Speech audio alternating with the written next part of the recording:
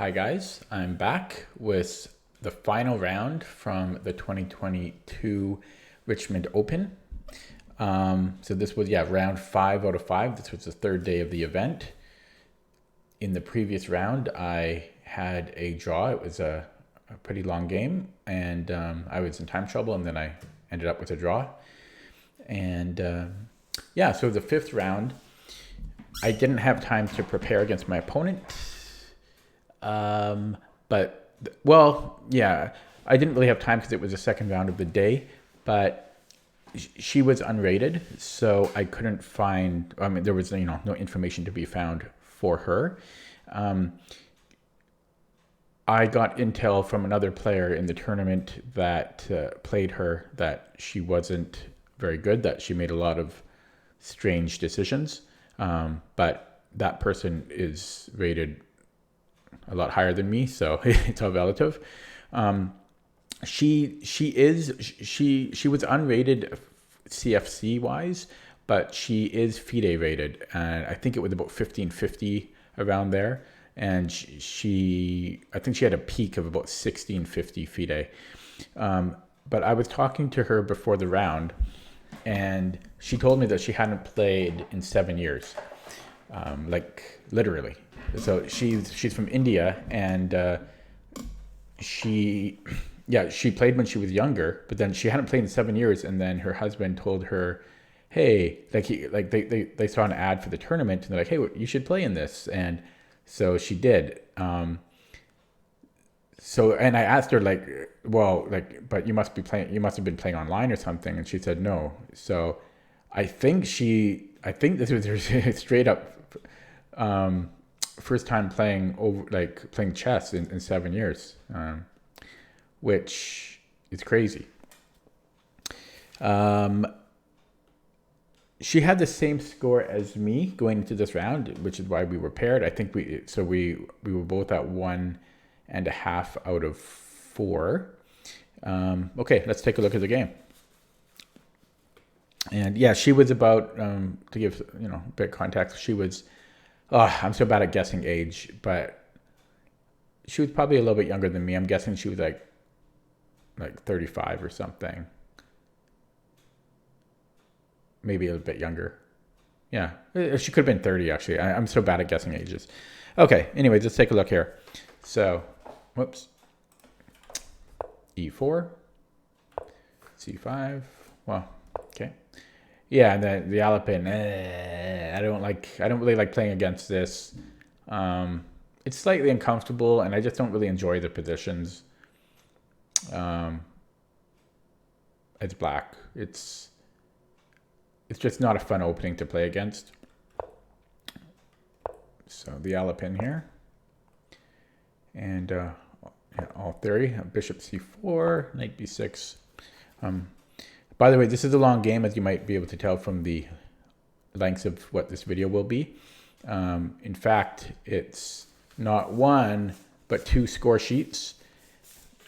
So this was quite a long game. Also, warning, there are many ridiculous blunders in this game on both sides. So maybe that's entertaining, maybe it's hard to watch, but it is what it is. Okay, bishop b3, and the move I played is my repertoire move. It might look incorrect at first, but yeah, it is. I've looked into this before, and it's a computer's top choice, and it's actually a main line as well.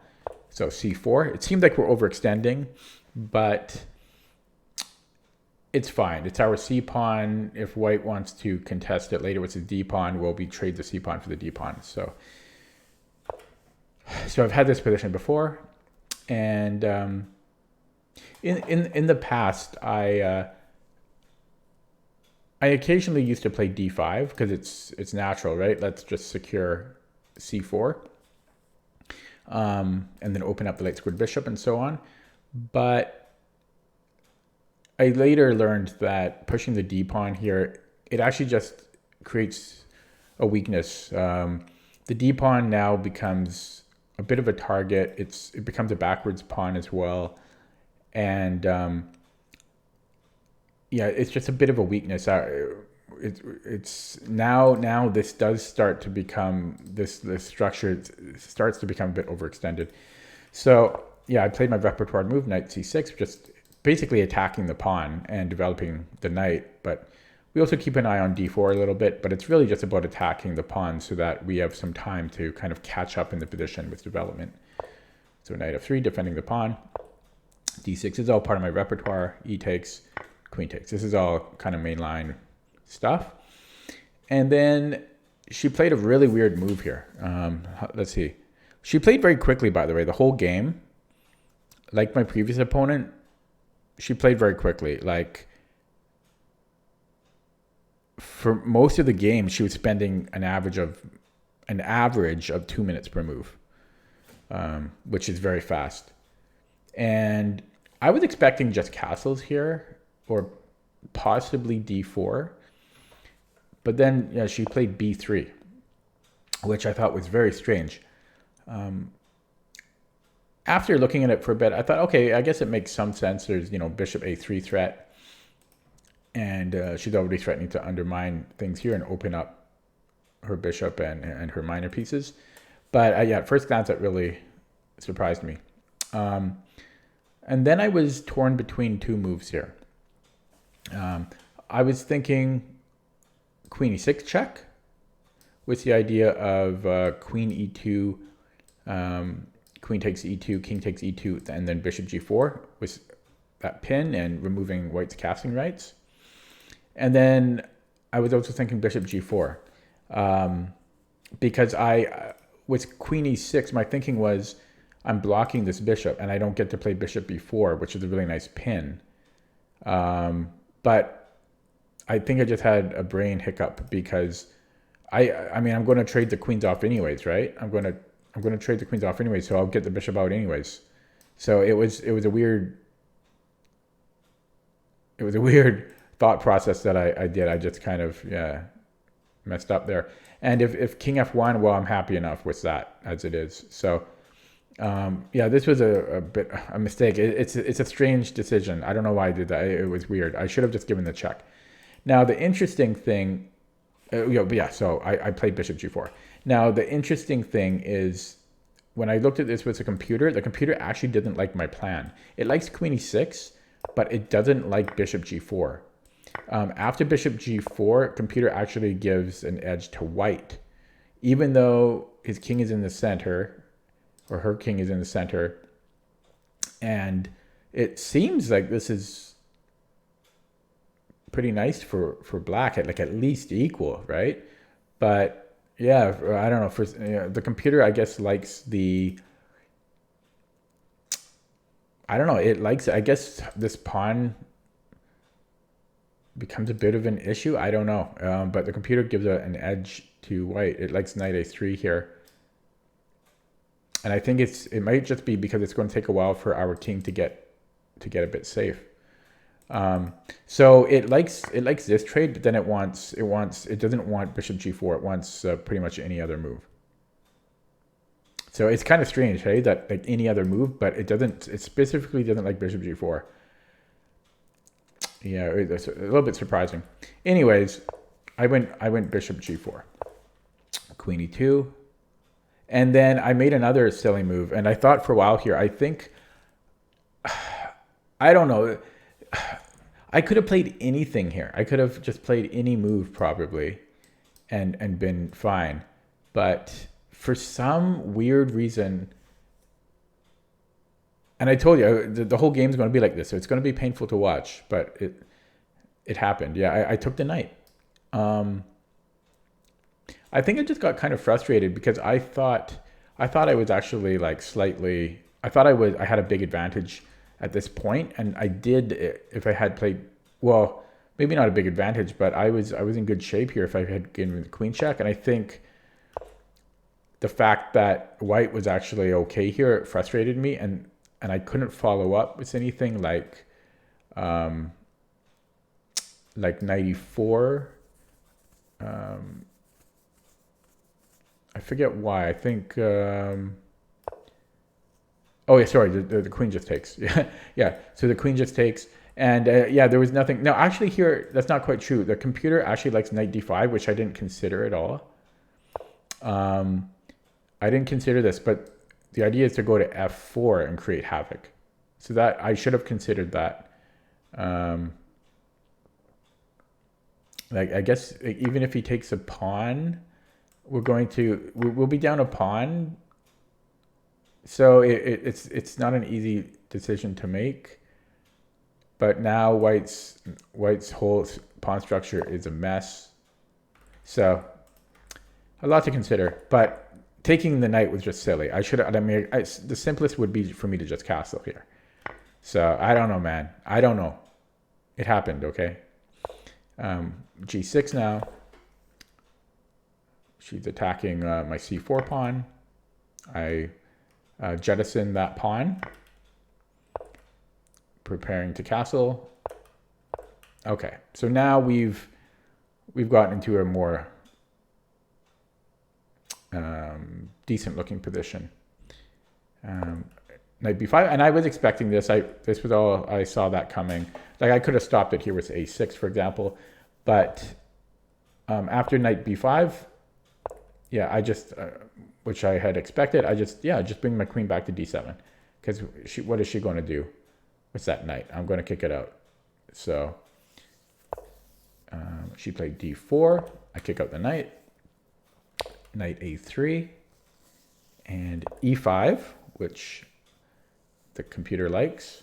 So I'm blocking my bishop, but just temporarily. I want to break open the center, and I kind of want to disrupt this little pawn chain and open up this diagonal. And I also want to open up the e file because White has the open e file already. I don't, so e5 was a good move. And d5, and then I blundered here again. I don't know, man. I don't know. I blundered so much this tournament. It was weird. It was weird. So I don't know why I didn't take the pawn, because I didn't. Oh yeah, I think first of all I was scared of queen. If I take with the queen, I was scared of bishop e4. And then I bring the queen back. But the thing is, I'm still up a pawn. even though this, see, for some reason, like I saw this in my mind, like, ooh, this is ugly. I don't want that. But I simply forgot that I would be up a pawn. I mean, I know it's embarrassing to say this, but that's what happened. And I thought he for a long time too. Move 18. Well, 6 minutes, relatively long. Yeah, I don't know. It's embarrassing. Now, I also could have taken with the knight, and that would have actually been better, far better. That would have been winning. I got a little bit scared of the pin, but all I have to do is, I think, play knight c e7. Let me put on the engine here. So if I take, and then if rook e1. No, sorry, there's only one move. There's e4. E4, and then if bishop takes, then we have knight e5. So I would have had to see this, and this is a bit complex. So that would have taken a lot of calculating. However, there's no excuse for me not to even just take with the queen. There's no excuse for that. Because after bishop e4, I just tuck it back. So that was a bad move. So yeah, this is what I played in the game, knight e7. So I don't take the pawn. She played bishop e3, which was a mistake back. Because I think she can just protect the pawn with rook d1 now. But yeah, because I think she could play rook d1, because if I take it now, there's bishop e4, and if I defend it again, there's c4. Yeah, so she should have played rook d1 probably. Instead, she attacks my knight, and now I take the pawn. So We blundered. We each blundered. Like I blundered twice there, and she blundered once. So it was pretty ugly. She played rook a d1. I just tucked the queen, which is what I should have done earlier. She attacks it. I take the bishop. And yeah, so a bunch of mistakes so far this game. But here I'm feeling good because I'm up a pawn and she has this very weak e-pawn. And this knight is a little bit misplaced, and this is a bad bishop. Okay, so I played b6, just defending this pawn because it's under attack. And also stopping any annoyances of things like c5 or, you know, issues like that. But mostly just to protect the pawn. Bishop e4, rook a d8, bishop b7, which I had planned. I thought I was calculating that. I think even when I played b6, I was looking at this. Now, even though I had planned for this, when she actually ended up playing it, this is what happened in the game, I got really nervous, and I spent a long time here. Move 24. Oh yeah, holy crap. So my time management needs work. So I spent 12 minutes on this next move. And after this next move, I was down to 26 minutes. 26 minutes.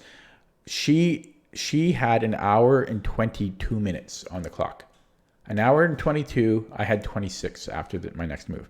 So my plan here, I really, really wanted to play knight f5.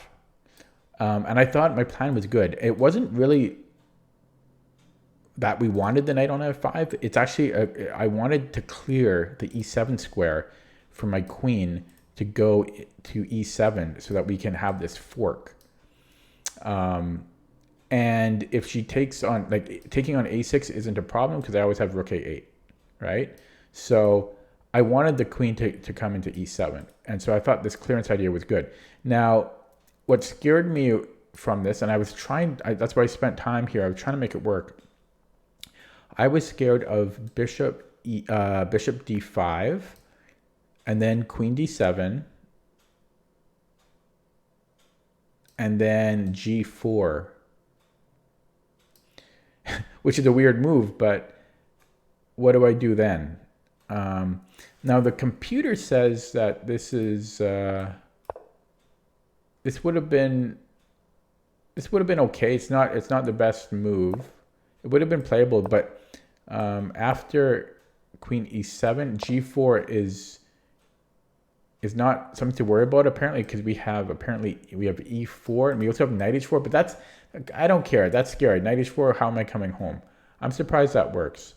And also queen g5. This is getting really murky. That's getting really, really murky. So I didn't like that. It was too weird and too, yeah. So I ended up playing the other move I was thinking about, which was f5, which is also, I mean, black is still better here with both of these moves. But I spent so much time on it.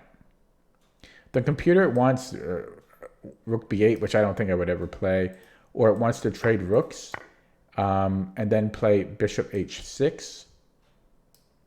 That's what the computer recommends. My move was fine too, but I invested a lot of time on it. Okay, she played knight c2, e4, cutting the bishop off from the queen and attacking the queen with tempo. Queen e2, a5, just protecting the pawn from the bishop, and knight d4. Okay, so at this point,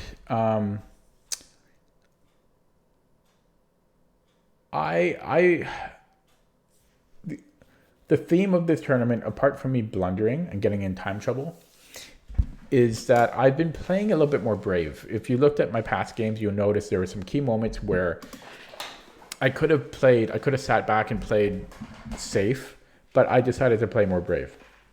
And here, I thought that the easy decision, because this knight is powerful and annoying, would be just to take it. You know, trade my nice, well, my really good bishop for that knight, and just get that knight off the board. But I thought this is such a good bishop. I really don't want to give it up, for even though that knight is strong. And it's very, very annoying, that knight. But I thought I thought maybe the right move would be to just deal with it. Let it stay there and just deal with the pain of it. And don't give up our bishop. I thought that was the correct decision. And so I played queen e5. And just willing to wait the position out and slowly maneuver. That turned out to be the wrong decision, at least in terms of objectivity. The computer actually does want to take the knight, which would have been the easy choice for me. Queen e5 is still good, but the best decision according to the engine is to take the knight. Okay, so I played queen e5. She plays g3. I think she wants to kind of stop like f5 pushes, for example. Like f5 might be an issue for her, so, or f4, I mean. I played queen c7, and yeah, straight up blunder, right? So I had seen this triple fork. I had seen that. I'm bad, but not quite that bad. And it was, I mean, I literally just forgot about this rook on d1. So I thought I could go to queen c7 because after knight e6 fork, I thought I would take the bishop, and then after she takes either one of my rooks, I will take back, and then I've got 2 minors for a rook. That's what I thought.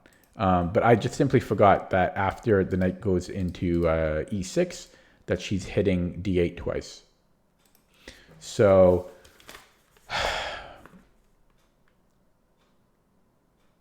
at this point, this is what, move 28.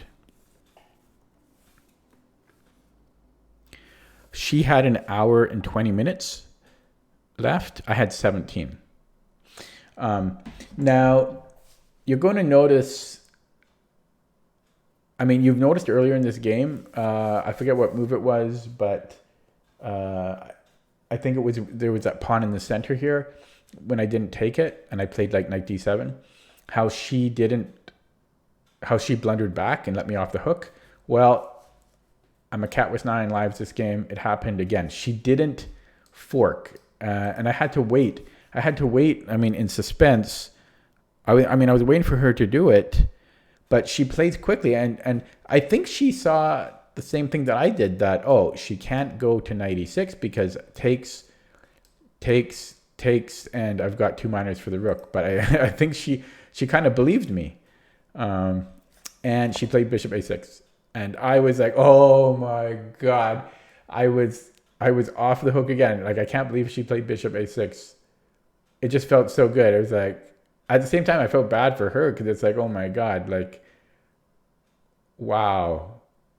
But yeah, she played bishop a6. I can't believe it. That doesn't really happen to me very often, where my opponent just has this like super obvious winning move and then they don't play it. Like, it's very rare for me to experience. So it felt fantastic and bizarre at the same time. So, okay, I took the knight. I said, okay, no more of this crap. Like, that knight, no. That knight's going now. Yeah, no more. I'm not playing around with that knight anymore, so I'm just taking it. She takes back. Knight c6. I thought this was a nice square for my knight. And then, and d3 ideas. And I'm also hitting the bishop. So she played d5.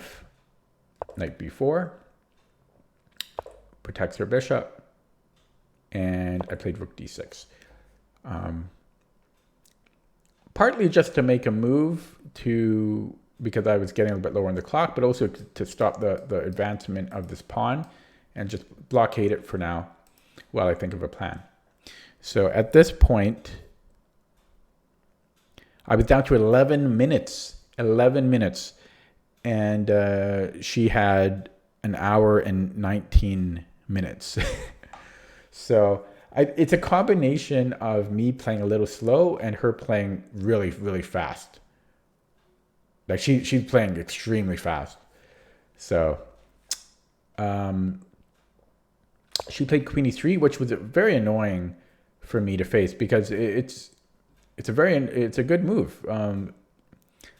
She stops all of my entry points, right? And now she's threatening to come in on these dark squares, and I can't come into c5, and it's a good move. She's protecting this pawn here and on b3. I played rook c8. Trying to remember why I did that. Oh, but yeah, it would have been for queen c5, I think. Because I am up a pawn, and even though she has a passed pawn, this I'm not sure if I would have actually played queen c5, but it gave me the option, and I was also just I had time to make such moves, and it was also just to give me a bit of time to think, but I might have played queen c5, not sure. She played queen g5, and yeah, total cheapo. She's going for 100% cheapo. I mean, come on. Again, I know I'm bad and I already blundered 2 or 3 times this game, but come on, man. We're not in the under 1,000 section. It's so blatant. You think I'm going to fall for that? So,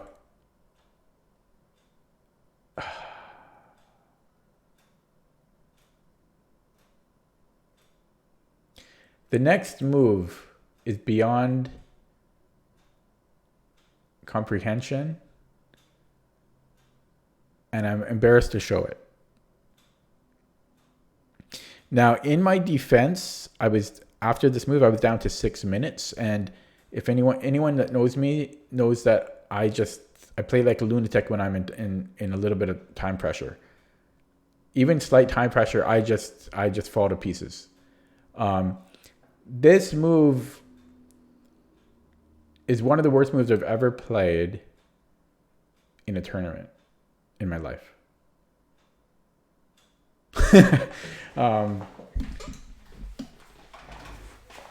Yeah, I don't know. It happened though. It happened. So obviously I saw her threat, and it was so blatant and obvious. I could play anything here. And so I was thinking, king g6 and king g7 and h6, and then maybe bring the queen to c5, and then bring the knight in or something. But I got my move order messed up, and I played h6. I just thought h6 was protected by my king for some reason. I thought that she couldn't take it. I thought like my king was on g7, and it's just because in my mind I thought this was going to be my plan. But I can't do that right away because of rook takes f5. So I thought, okay, so I'll go here first then. I just totally messed up. And yeah, I played h6. And you know what? That was the only time in the game, I think, that I saw her have a facial expression. It's hard at the tournament because everyone was wearing a mask, right? So you can only see the eyes and the eyebrows. But I saw her, she kind of gave a little like grimace, and she was probably wondering what did I come up with? Like, why can't she take? And she actually thought a little bit on this move. Well, for her, I mean, she spent like a minute and a half or so on it. But for her, that's long. Yeah, she was probably very skeptical that she could take it. Like, did she get trapped somehow, or I don't know. She was probably nervous, but no, it was a straight up blunder, and yeah, she took it. She let me off the hook earlier when she played bishop a6. So I thought, okay, maybe, because she's thinking about it, maybe she'll just retreat. But no, she took it, and I just felt like such a moron. I mean, just h6, one of the worst moves I've ever played. Because it's not like I miscalculated something, like a set of exchanges or something. I just straight up played h6. They're just so strange. Okay, so I played queen c5 check. Now, it took me a couple of moves or so, but I actually recollected myself emotionally because remember, I was up a pawn. So even though her queen is right in my face, material wise, it is equal because I was up a pawn. So I just had to kind of get over that blunder and just keep playing. So she played king g2. I played knight d3. Now I think the computer, if I turn it on, I think the computer, yeah, there was a better move here, which is actually knight c2, because amazingly, we can actually go into e3 because that can't be stopped. Because we're controlling, like she can't go here to stop it, and she can't go anywhere else to stop it because my pawn is protecting the square from the king and the rook, and just amazingly she can't stop knight e3. So I missed that. If I had more time, I might have seen that. This was a more natural move to consider though. And then she played queen g5. The second time she goes for this cheapo. I can't believe it. Twice now. The second time she goes for this, it's oh man. Okay. So okay, and then here I played king f7. Just getting out of that thing, that threat. And you know, it's slightly scary to be facing a rook here, but I've got pieces protecting me. So at this point, she's down to an hour and 17 minutes. I'm down to 4 minutes. And keep in mind, it's not like playing 4 minutes online, because I'm writing down the moves, and I'm also writing down my clock time, the remaining clock time. As you can see, if you let the camera zoom in, if you see next to my notation, I'm writing how much time is left on the clock, which takes time. I mean, so I'm down to 4 minutes. 4 minutes over the board is completely different than 4 minutes online, even with increment. Completely different. Okay, so she played queen h4, threatening to be annoying. And I played queen d4 with the idea of just blockading it with my queen. Not blockading, but blocking it. She goes for the check. And yeah, I just, like, if she wants to go for draw, by all means, because I have no time on the clock, you know, and black might be better here, positionally, but I've got 4 minutes, she's got it over an hour. I mean, I'll go for the draw if she wants. So she traded, and she played h4 quite quickly. I played king f6, just developing my king, getting it to the center, activating my king. She plays rook d2. I play rook c7. I'm trying to remember why I did that.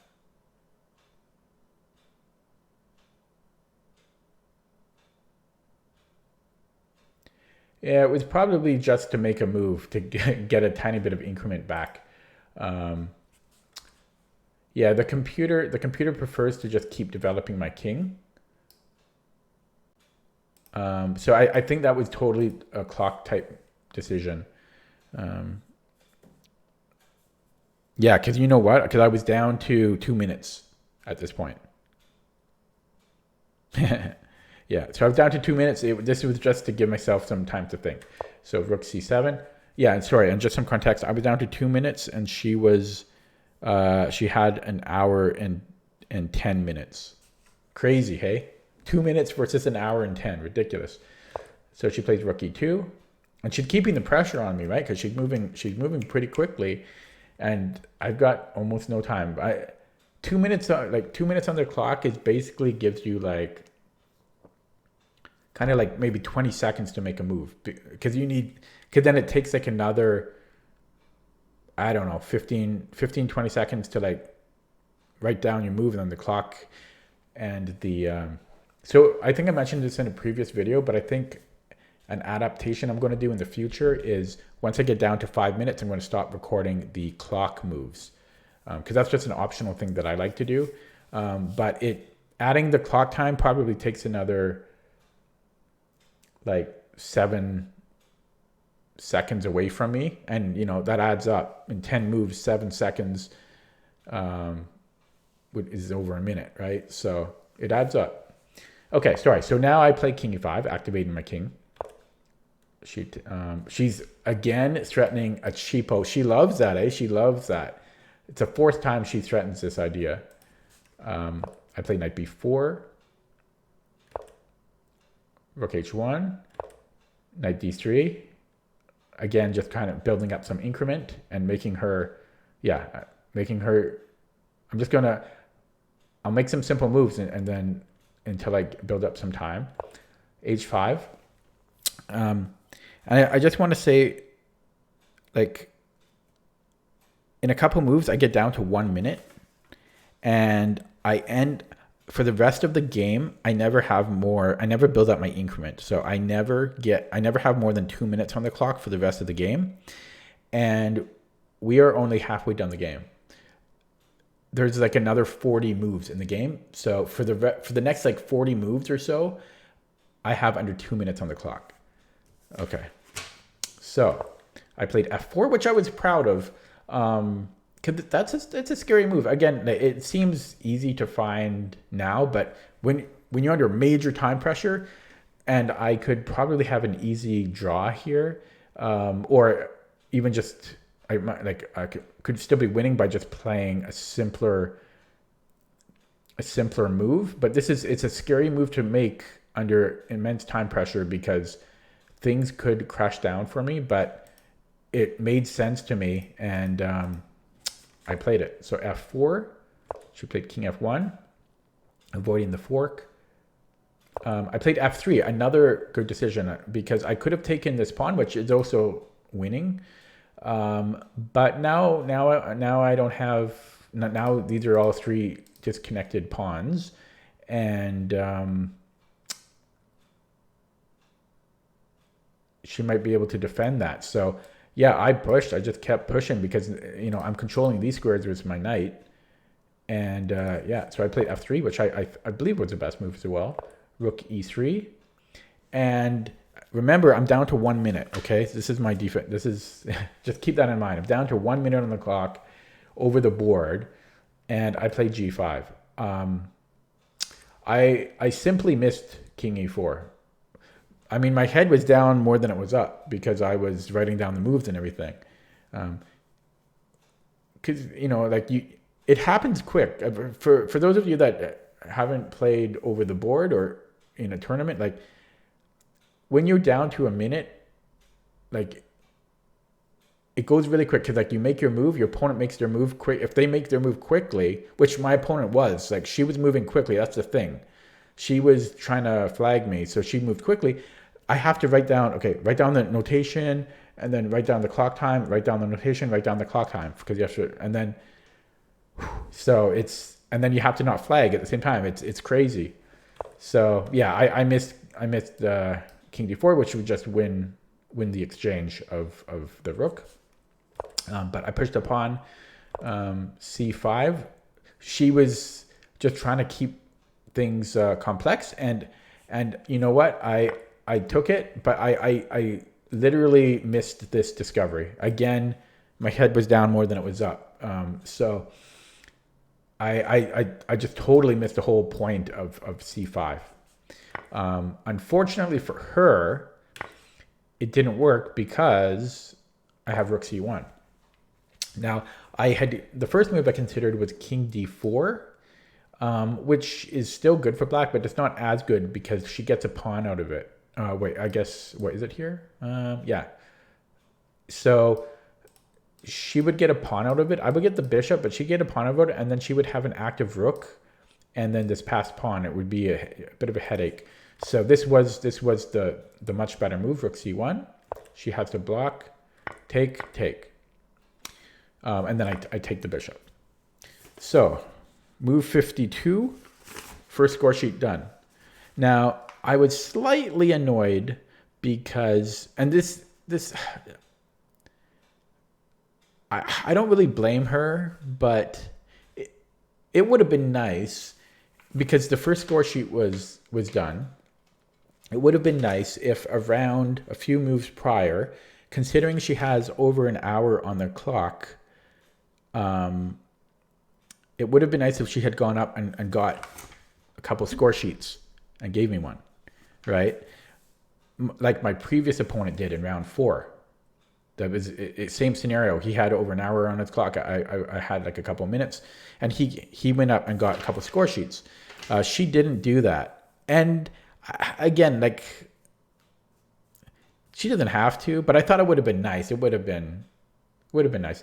Now, I guess technically I could have paused the clock and then got up and got another score sheet, but I'd rather not have to do that. It would have been nice if she had gotten me the score sheet. But it's not a huge deal. It's just I would have done that if I was in her shoes. Okay. So I went up. Even though I only had like 2 minutes on the clock. I went up and got a score sheet and came back, and I gave her one. I don't know. She should have gone up. She should have gone up. Okay. Anyways, where are we here? Move 52. Okay. So after I take on D3, she plays H6, and I don't know why. Yeah, I don't need to look at this because remember, for the rest of the game, I'm down to 1 or 2 minutes, and for context, she has an hour and 5 minutes here. Okay. So things are getting. I have to be careful here. Like probably I'm winning. This is what I'm thinking at the time. Probably I'm winning, but obviously we have to stop this pawn. I can't do it with my king. So I bring the rook back. H7, rook H8. King D2. And now I played King D4. I only had seconds to think, basically, which is okay, but there was a much better move. There was the computer says F2 is much better,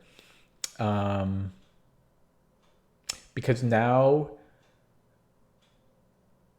the rook can't recapture here because I will promote, and if the king tries to come back, the rook is still overloaded. So I could still take on H7, or I could even push here. But I mean that's a hard move to find with seconds on the clock. I played King D4, and then she made a move that gave me a heart attack. She played D6. I'm like, what the hell? I couldn't believe she played it. And she played it instantly, of course, as she does with everything. I couldn't believe it. I forgot that pawn can run. And I'm like, I couldn't believe that she could play that. So in hindsight, I mean, so F2 is the best move, but taking was probably what I should have played. The computer actually prefers what I played, King D4, but I'm trying to verbalize this correctly. Like this is actually, so this is the best move. This is second best, but I think the right decision at the time, if this makes any sense, is that I should have taken the pawn, because now that's not a runner anymore, and I'm safe essentially. Like I should not lose this position because she'll take, and I can lock this up, and I still have two connected pass pawns here. I should be at least equal, probably better. So I probably should have just taken the pawn. But when I just simply forgot that this could run. So yeah, she played D6. And now I play F2, which is the only winning move. And not an easy move to play, again, with just seconds on the clock. This is a long video. Hey, 44-minute video already. But yeah, F2, because again, I'm threatening to promote. So I was kind of proud of that, with only being able to think for a few seconds. D7, and I think I blundered here. Yeah, the correct move is not easy to spot with a few seconds on the clock. Even with more time on the clock, it's not simple. I played Rook D8, which loses the game. Winning the game, the only move that wins a game here for Black is King E4. And it's so King E4 And like if she comes back here, king f3, and like, well, if she does nothing, then I go king g2 essentially.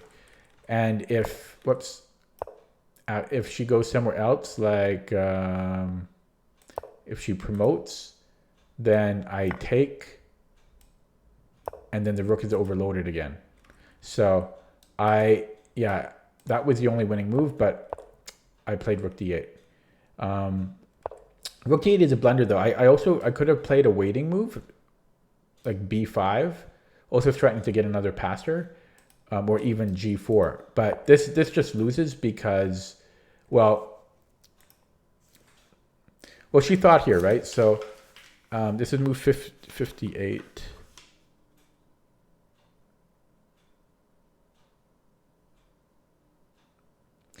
Yeah, well, no, she played pretty quickly actually, but I thought it was longer. At this point there were a couple guys that you're actually not supposed to, because of COVID rules, you're not supposed to be watching other games. But there were a couple of guys who were, a few meters away, and they were watching the game, and I think they were whispering to each other as well, because it's an interesting endgame. And yeah, she thought here, like she didn't immediately queen, and like she was thinking here for a little bit, and I was just like waiting for her to bury me, because I mean, she can just queen here. Like I was waiting for this. And the thing is, even though I queen, she queens with check, and she has a rook. So I was waiting for her to do that. And then another miracle. She plays rook f1. It was insane. She saved me so much. Like before, there was when she played bishop a6 earlier, and now she just miscalculated. And this is why you don't play quick to flag your opponents. Like she still had over an hour, and yes, she's putting incredible time pressure on me, but she could have just won the game here if she just invested like a minute or two more. So rook f1, I couldn't believe it. So yeah, now I'm going straight for this pawn. Going straight for it. And then, okay, this is what happened. King takes. Oh boy. Okay. So rook f7 check, king e6, rook g7, rook h8, king takes d3. And I played king f6. So yeah, it's a crazy game. I'm still down to 1 minute. She is still at an hour and 6 minutes. Neither of our times are changing because she's playing very quickly to try to flag me, and I'm trying not to flag. So my writing starts to get a bit messier. It starts to get a bit messier as time goes on. I don't know, it takes a while for my webcam to focus. But okay, there we go. But you can kind of see as time goes on, it starts to get messier and messier and messier. Because I have no time. So anyways, she played rook b7. I went king g6. And white is winning here. I just took a sneak peek at the engine. This is +5, which means it's completely winning. Rook takes b6, king takes h7, rook b5.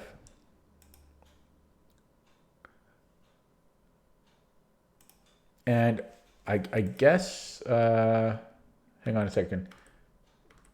So this was actually her mistake, apparently. Rook takes b6 was a blunder. I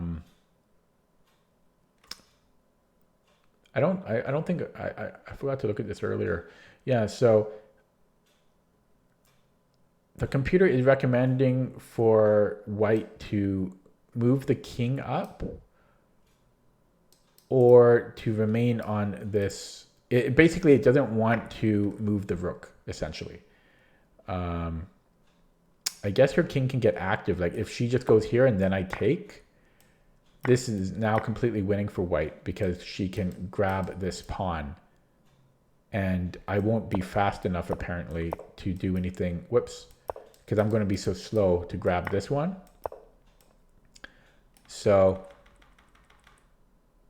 that's what she should have been. That's what she should have done, but she was just trying to flag me, playing really quickly. And yeah, so this is what happened. I played rook d8. And I'm trying to remember what I thought at this point.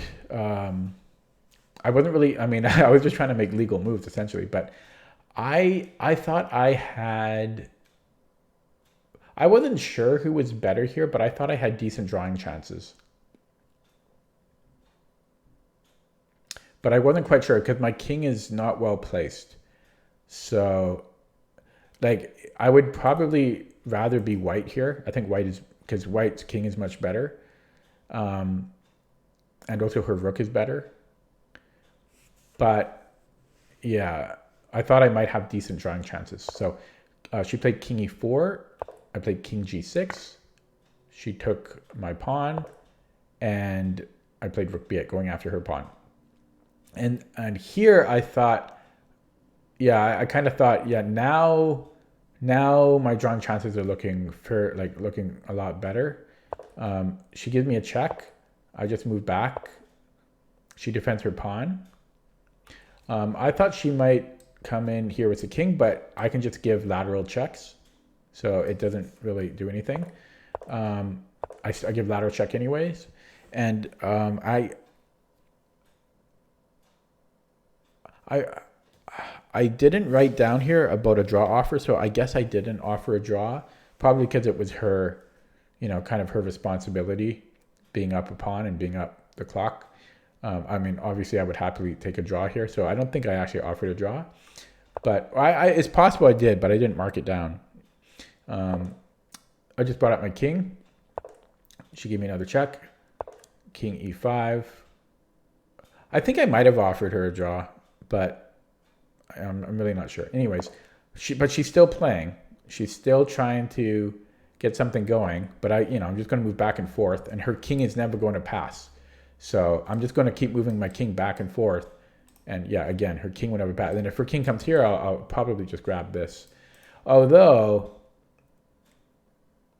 she probably should have given that a shot. Maybe. I don't know. Just because I had no time, right? It's easy for me to go wrong. But anyways, she gave another check. And yeah, then we made eye contact and agreed to a draw here. Well, it was threefold anyway. So yeah, so that was move 74. It was 74 move game. I was under time pressure for half the game. Actually, more than half technically, just not down to a minute or two. And it was bittersweet. I mean, because there were a couple of times there that I just blundered and she could have completely won. There was that fork earlier on that with her knight that she played bishop. She moved her bishop instead. And then there was also, she could have queened in this endgame. And then there were also some other little blunders I made. So I felt like I deserved to lose because of the blunders I made, but she also made blunders. Yeah,